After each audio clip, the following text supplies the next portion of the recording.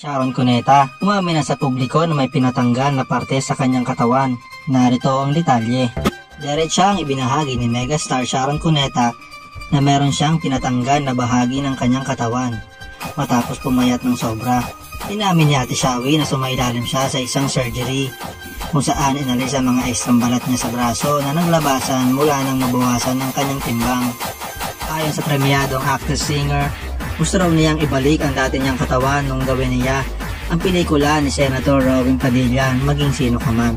Hindi rin daw ikinahihiya ni megastar ang pagpatanggal niya sa kanyang mga extra skin, lalo pat para rin naman ito sa kanyang sarili at sa kanyang mga loyal Sharonians. I don't want to hide it naman. Kasi remember, I had reduction sa breast ko because it was all skin. So yung tinanggal, mostly skin, and I don't want to hide it. There's no reason to. Hindi naman nakakahiya. Ang pahayag ni Mega sa nakaraang press ko ng Dear Heart concert nila ni Gabby Concepcion. Pinaliwanag naman ni Sharon kung bakit kailangan niyang ipatanggal ang mga extra skin sa kanyang katawan matapos mabawasan ng 100 pounds. Because I lost so much weight, over 100 pounds. Naturally, masaging yung skin, so I had arm surgery. Nagpatanggal ako ng balat kasi ang payat-payat ko na, ang laki pa nung balat, so pinatanggal ko na yung extra skin.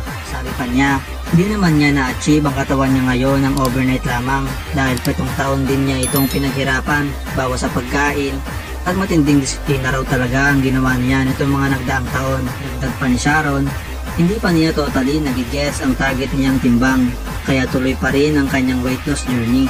Pinakita rin ni Sharon yung brasong pinaoperahan mismo na gumagaling pa lang, kasabay ng pag-amin ang nawawalan niya ng ganang kumain itong mga nagdaang araw. Maraming salamat at huwag kalimutang mag-subscribe.